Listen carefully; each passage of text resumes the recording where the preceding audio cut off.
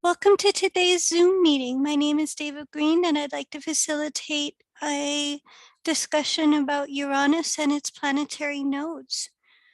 The first, what we'll do to fully review and synthesize Uranus and its nodal axis in the natal chart is to talk about the core dynamic of Uranus, its core correlations, and how it relates to the mutable cross. So Uranus as a archetype and as the planet in our natal chart corresponds to liberation, deconditioning, and an overall freedom from the known. So when we think of Uranus, what we want to think about is the interfacement between the sign that came before, which would be Saturn. So when we have Saturn, we're becoming structured, we're becoming aware of how society works and operates, its rules, and so on.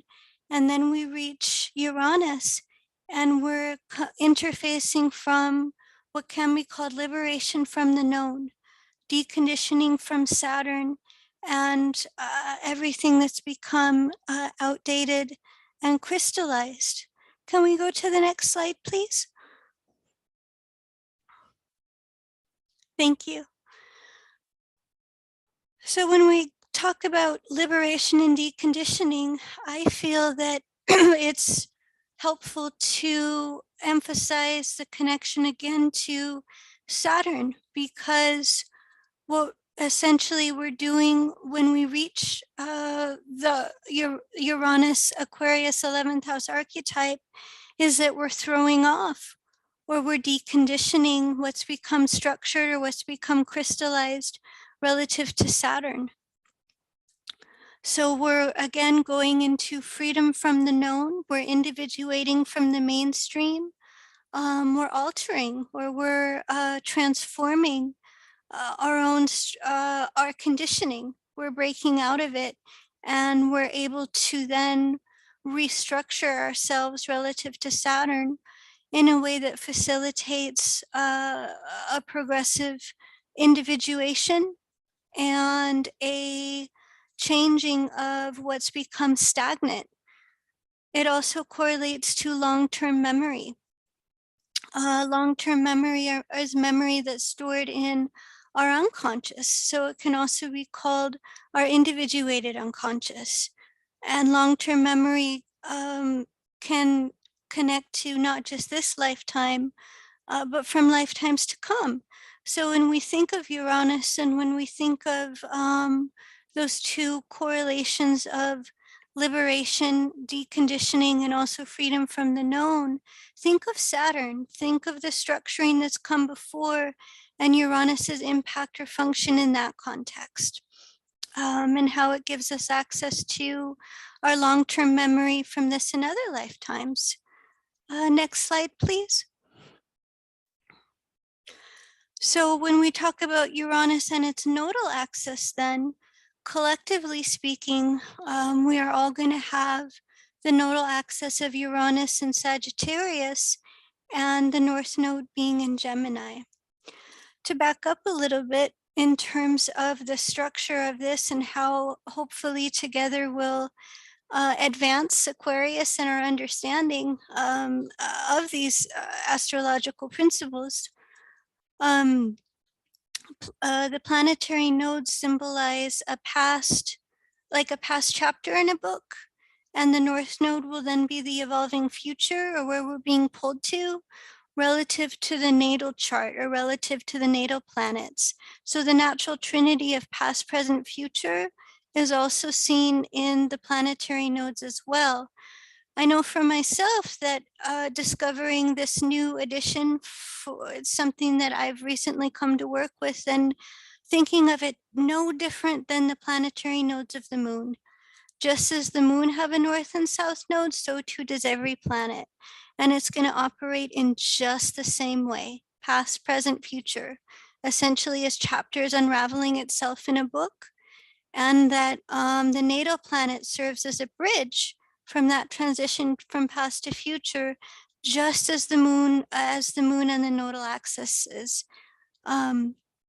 And so when we're looking at the planetary nodes of the outer planets, Pluto, Saturn, and Uranus, and Jupiter, what we're looking at are collective memories, or a collective experiences that we have on a collective level that we've all shared globally. And relative to Uranus, those are now in our unconscious. And starting with Pluto, then Pluto, Jupiter, and Saturn, they all have their south node in Capricorn, and the north node going in Cancer. Of course, that's going to land in our individual chart. We're all going to have a personal application of those. But in terms of a collective root to frame Uranus relative in terms of collective memory, it reflects the shift from our soul structure, or our structure being guided by natural laws, seeing that Uranus is also in south node of Uranus is in Sagittarius, and progressively regaining security with that structure. So there can be progressively a shift from man-made or patriarchal systems and structures, and retrieving through an internalization or through a self-security, seeing North Node in Cancer, our original root in the matriarchy. From my perspective, and from what I've learned through my studies of the planetary nodes, it's really about a breaking open into that we all share that root of being alive during matriarchal times, and it's a progressive self-security back into that root. And again, where you can see that in the planetary nodes, or the south node of Pluto, Saturn, and Jupiter being in Capricorn, and the north node then being in Cancer, relative to Uranus and the nodes then, and collective memories relative to those core roots or those core principles.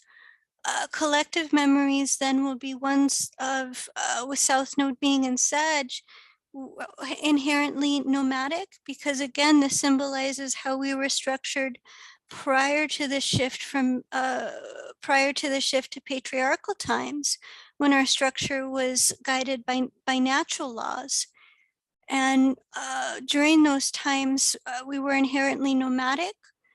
And then when it shifted to patriarchal times, it became more farming. We didn't have to move. We would travel to follow the herd or nomads. It wasn't in one place. We would naturally go to how we could sustain ourselves relative to animal life, plant life, and so on. So unconscious memories of being nomadic. And natural laws. Natural laws are laws that are self-evident in nature. We don't need a belief system to describe those. And a way to really simplify that, or to make that clear, is let's think about the analogy, or the question, is the sky blue? Do I need, or is the sky blue?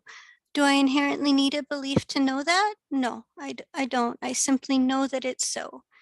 And so really looking at the south node being in Sag, Uranus and Sag, it also highlights the difference between an actual knowledge of things, a working intuitive knowledge of things, versus a belief. And beliefs came around during the shift to patriarchal times, and that then conditioned how we interpret life, how we see life, and created religions and so on.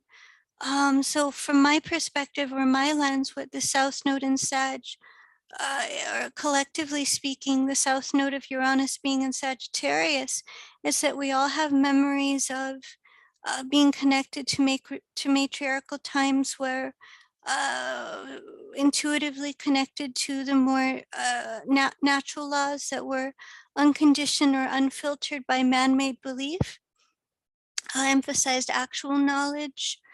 And this can also create collective trauma that we've had relative to these man-made beliefs. whether that be religious fanaticism. Through history, an example of that is the Catholic Protestant wars, seeing the South Node in Sag, and one correlation to Uranus as being trauma. So we all have these collective memories of that shift, and potentially collective and personal traumas that are connected to that, and the intention to bring us back to our intuition, or to liberate from man-made laws that are not in alignment with natural laws. And as an example of that too, I know for myself that we can feel this when we're communicating with someone, seeing the North Node being in Gemini, and our old beliefs may be triggered. We may find that we react, or that we become defensive, or it rubs up against the limitations of conditioned or stagnant beliefs that are man-made. And it becomes then very important to communicate.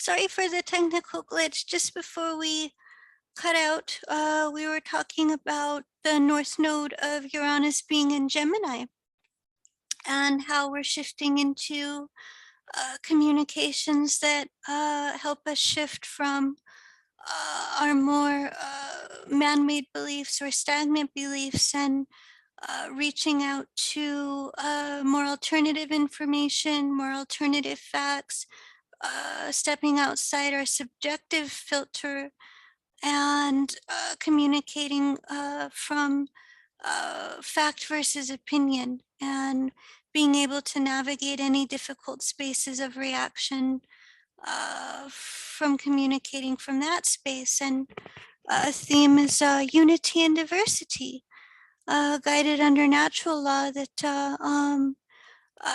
it's essentially breaking out of sectarian views or subjective beliefs. And there are many pathways to the same goal, or many pathways to the same end. And look at what we're talking about here today. We're talking about astrology. We're talking about an alternative way to look at planetary nodes, or for me, planetary nodes is its own kind of revolution. So I'm having a North Node Uranus moment as well, and speaking to the heart of the same paths, or the same paths leading to the many different paths leading to the same goal.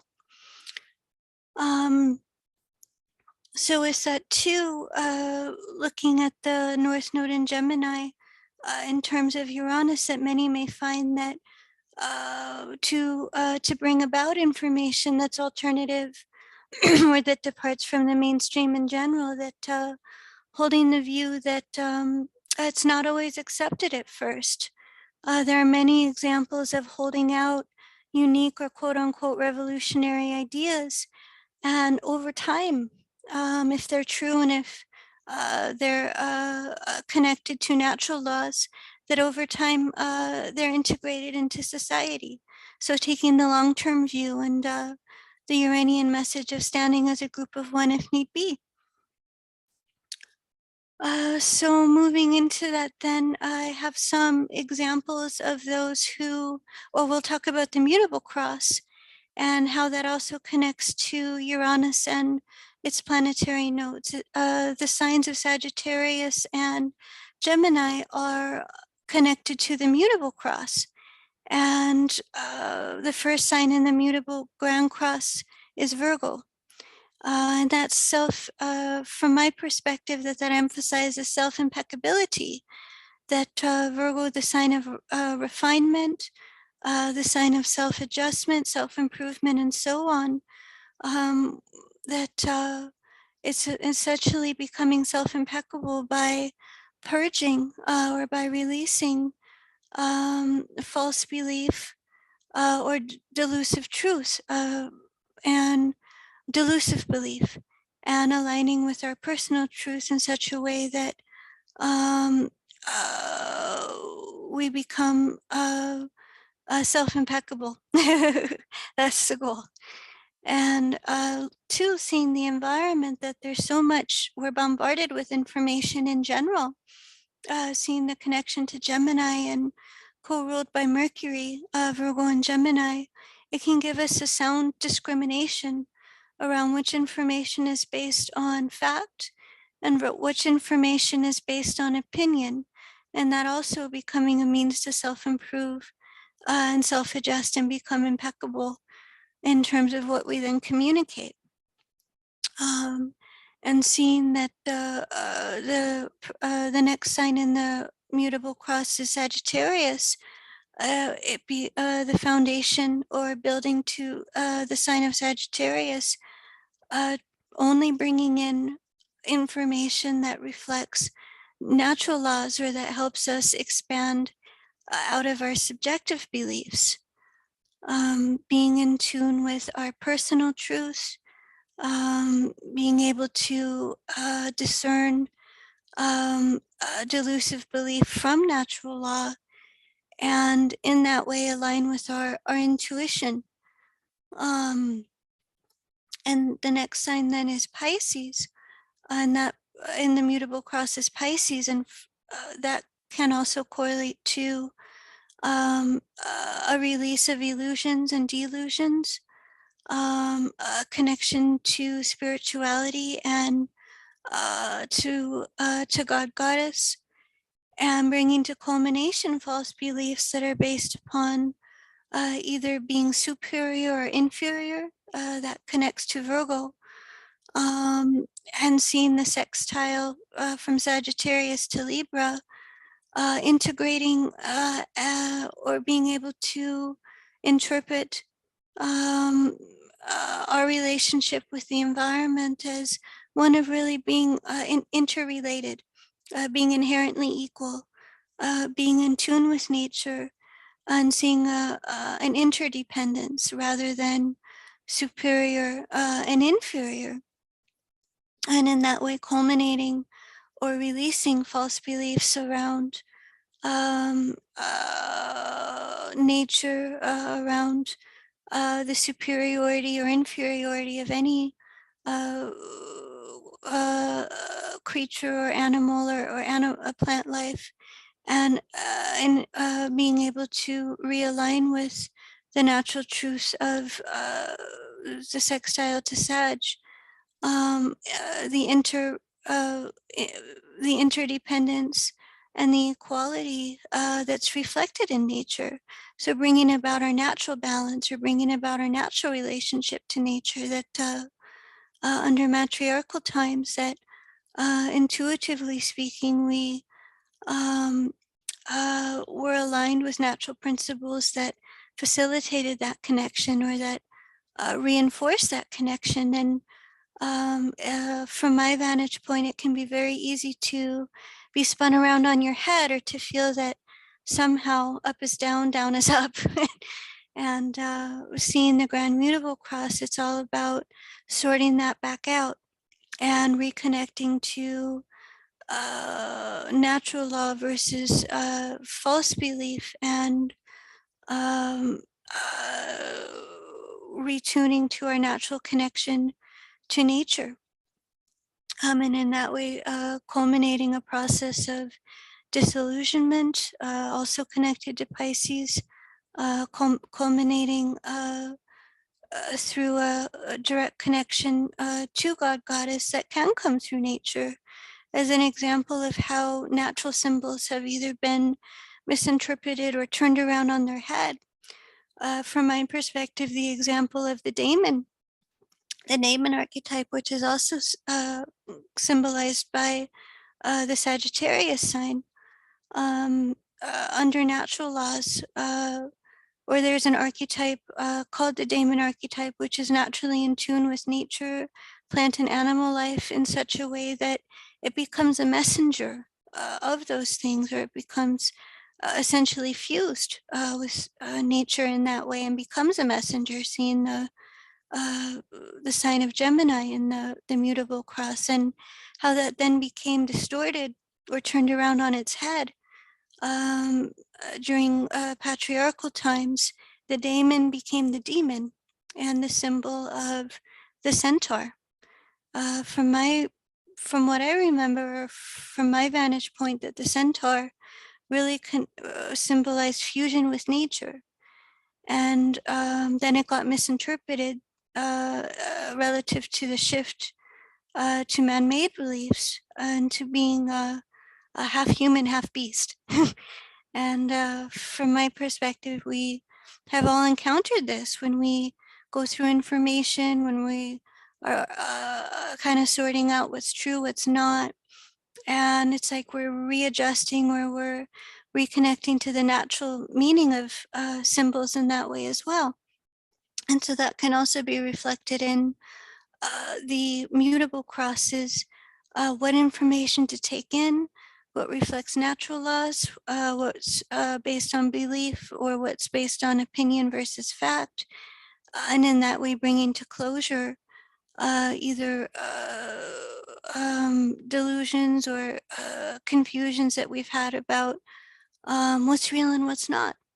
Because again, we're bombarded with a lot of information, and tuning back into these symbols from a natural perspective, or what they meant before being conditioned by man-made beliefs, can help us sort out, or can help us jump back into our intuition. And in that way, return to our natural state of balance with nature and with ourselves. So having gone this far, and reviewing and talking about Uranus and the nodes relative to the mutable cross, I have some good examples of those who brought forwards information that was different, unique, and revolutionary for those times, that's helped us, in my viewpoint, that's helped the collective, or that's helped the mainstream and the collective grow and highlight the mutable archetypes. Are first one is Jane Goodall. She's the well-known primatologist who brought revolutionary views of chimpanzees and their capacities, and really broke new ground in her field. And in her natal chart, she has Pluto in Cancer in the 8th house retrograde, the South Node being in Leo in the 8th house, North Node being in Aquarius in the 2nd, and the Moon in Sagittarius in the 12th. And her nodal, the nodes of Uranus then, the South Node of Uranus is in Gemini in the 7th house, squaring that Mercury. And the North Node of Uranus is in Sagittarius in the 1st house, also squaring that Mercury.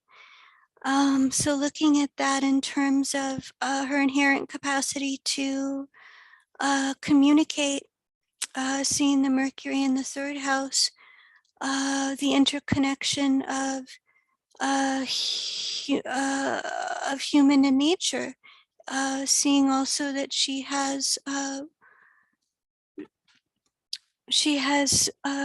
Uranus in Aries in the 5th house, which is ruling that Aquarius in the 2nd house, her voice, or giving a breaking new ground relative to communication of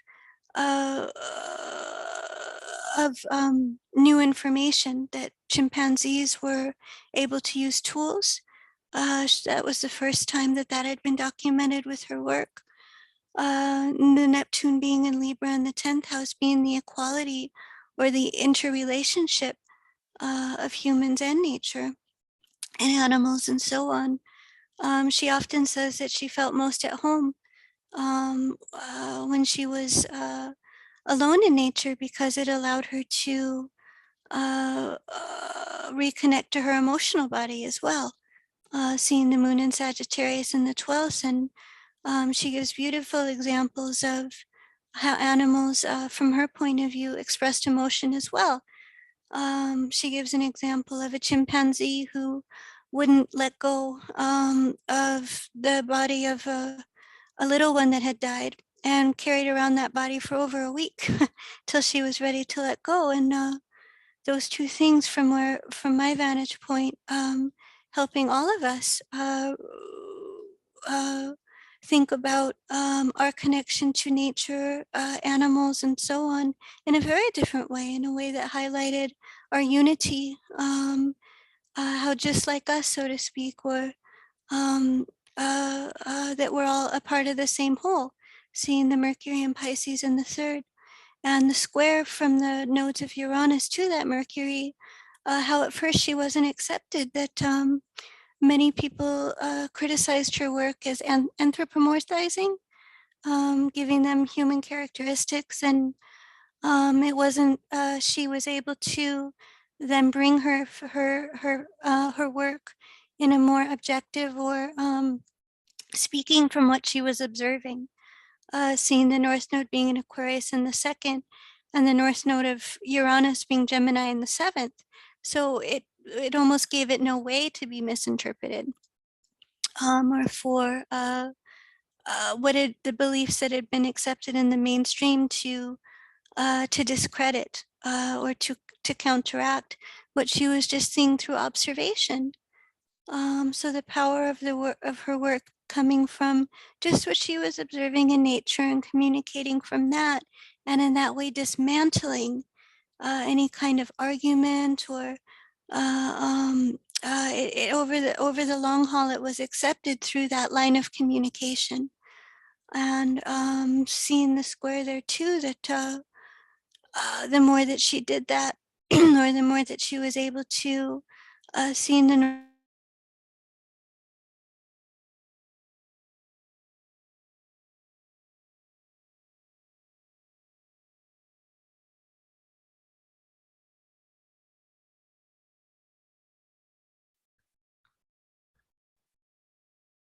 Sorry for the technical delay.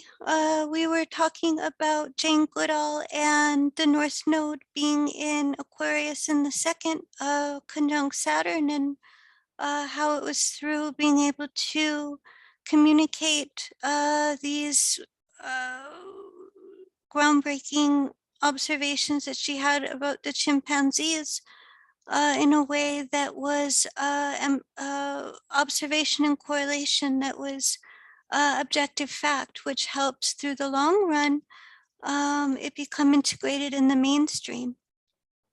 And seeing the South Node being in Leo in the eighth house, that was a means to self-empower from the past, in terms of seeing the opposition from Jupiter to the Sun and Mars in fourth, 10th, either being overpowered by other people's voices, or seeing the Chiron in the sixth being, well, in the Sag moon in the 12th being rejected by those relative to being too far outside the mainstream, seeing the North Node being in Aquarius in the second.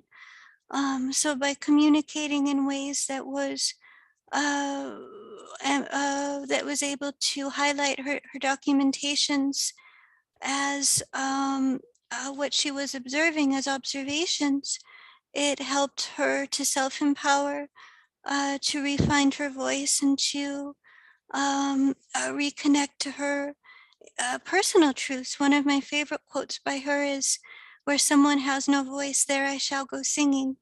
And I can, from my vantage point, that's symbolized by the Sag moon in the 12th, um, which is a foundation for how the transition from past to future is happening, symbolizes the emotional body and how we'll secure ourselves through change.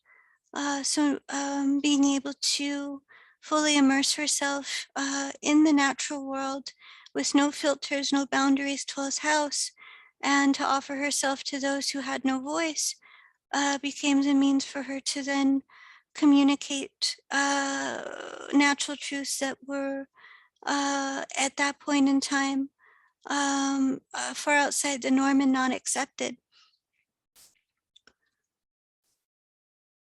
And it gave a means for us to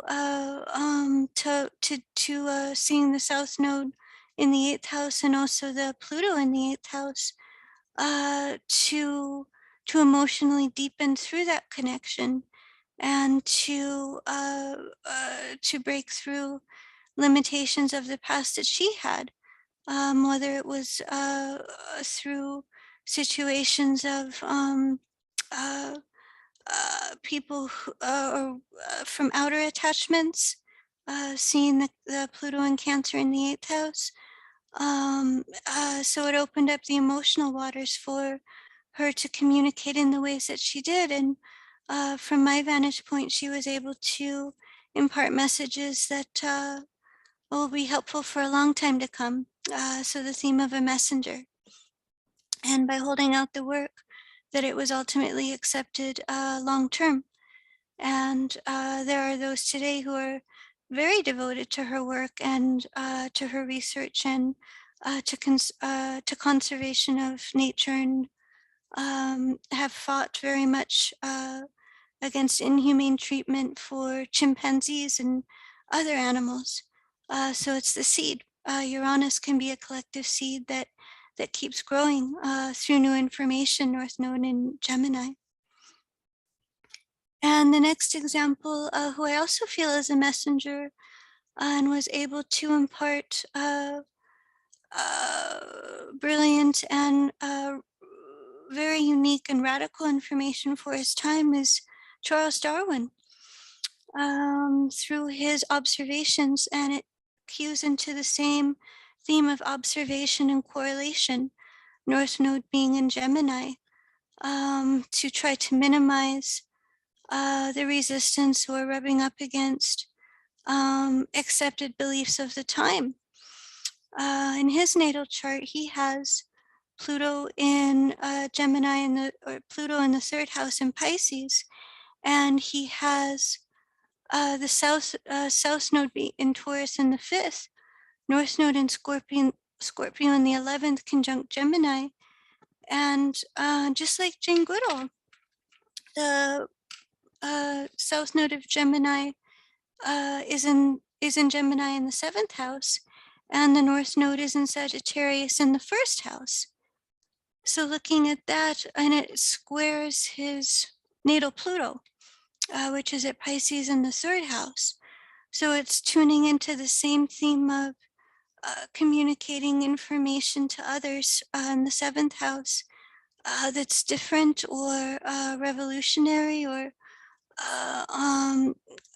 goes outside what's traditionally accepted, seeing the South Node in Gemini in the 1st, and either encountering rejection or persecution or not being heard in some way, seeing the Pluto, the square to Pluto and Pisces in the 3rd, and ultimately being able to culminate that through communicating in the same way his observations from the Galapagos Islands, which really supported um, uh, the origins of species, that over time species evolved, seeing that through different species being seen on the Galapagos Islands, which went against the accepted belief of a static order, which was accepted at the time. I think it was from Aristotle, that everything had its right place, natural order, so to speak.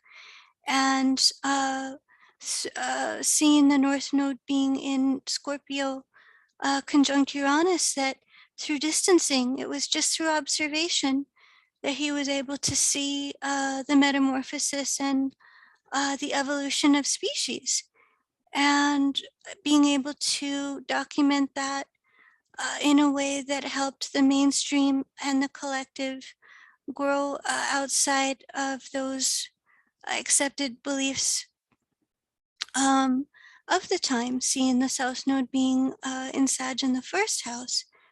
And one of the scenes that this created upheaval or emotional conflict for sure. Seeing the Mars in Libra in the 10th, and also seeing the North Node and Uranus in the 11th, and seeing the Moon in Capricorn, that not wanting to upset the apple cart, or having the conflict to either go ahead and communicate these messages or bring these findings forward, no matter the turmoil that would bring, in terms of upsetting what was approved of, seeing that the Moon in Capricorn in the second, um, going against what the structure said, or going against what was established via traditional authority.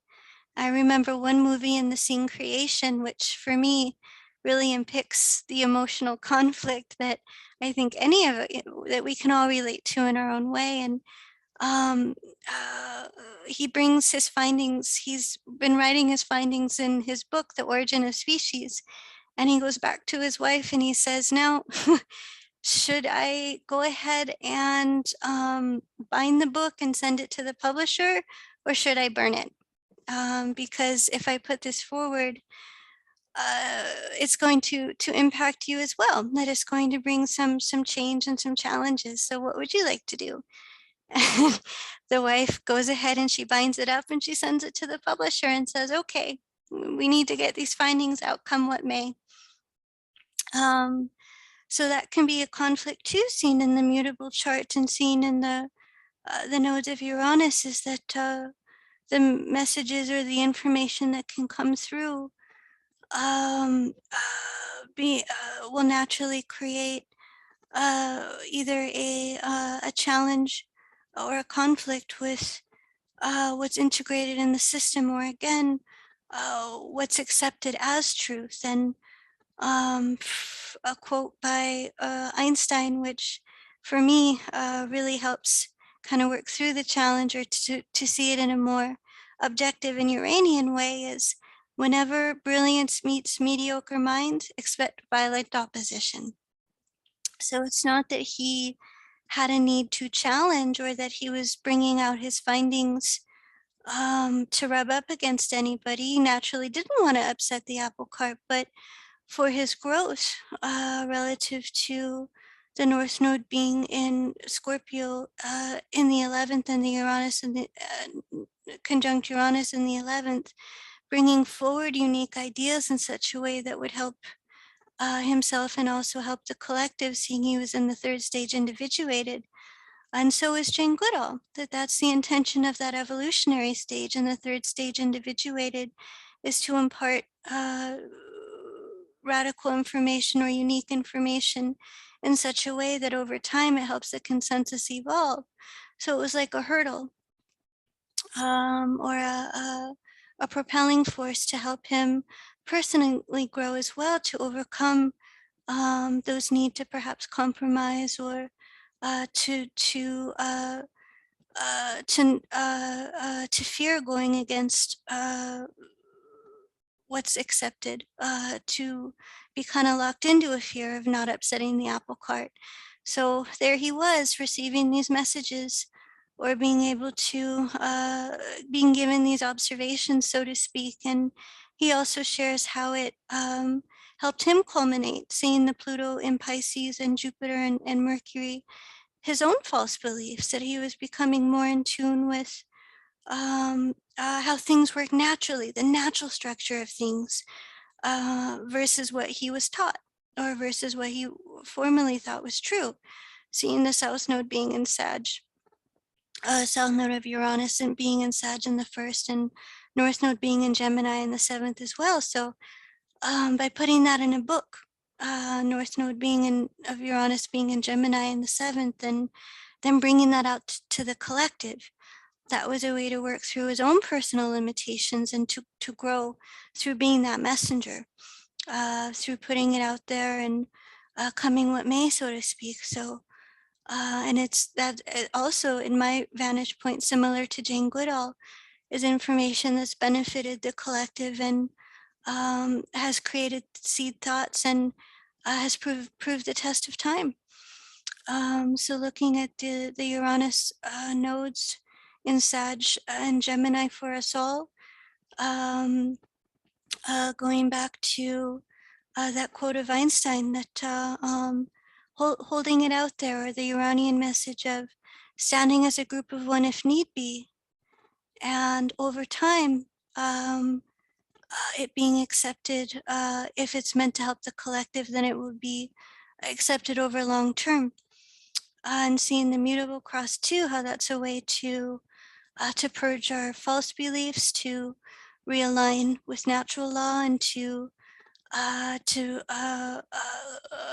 communicate from a place of objectivity when necessary, or being able to intuit and to feel the difference between information that's based on opinion and information that reflects objective fact, when we find that we have reactions or are startled.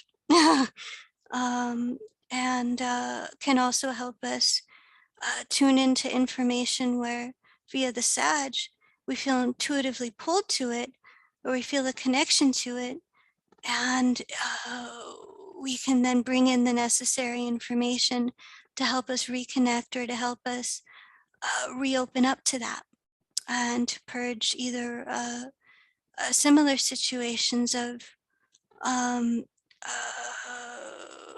either also going to communicate information and experiencing the same hurdles, and being able to bring that to resolution or closure, and retune into our capacity to communicate as necessary as well. So from my vantage point, the nodes of Uranus in Gemini, in Sag Gemini, are giving us that opportunity to reintuit, or to reconnect to our natural root in the matriarchy, guided by natural law, and to communicate with others when we feel drawn to share this information with others as we feel is beneficial, whether it's through something like astrology, or being able to share a holistic information in ways that in the same way create seed thoughts, um, and can be a way to bring about our intuitive knowledge that goes back to that root. So strengthen those who have been our messengers, and for those who are bringing forward information that's on behalf of the collective, and is much needed and departs from the mainstream. That can be a way to help us all reacquaint with these same skills, and to reintuit, or to weed out information that has come from either conditioning, or has come from what we've taken in relative to man-made shifts, and reconnecting to information and symbols from a natural perspective, or from their original meaning, before the misinterpretations on the shift happen. So those who are feeling drawn to take in this information and to communicate, very supported in these times, and tuning into that matriarchal knowledge, and to our collective root there as well. So thank you for joining us in this meeting today. Thank you, Sue and Robin, for the time in putting these together, and namaste. Thank you so much, Deva.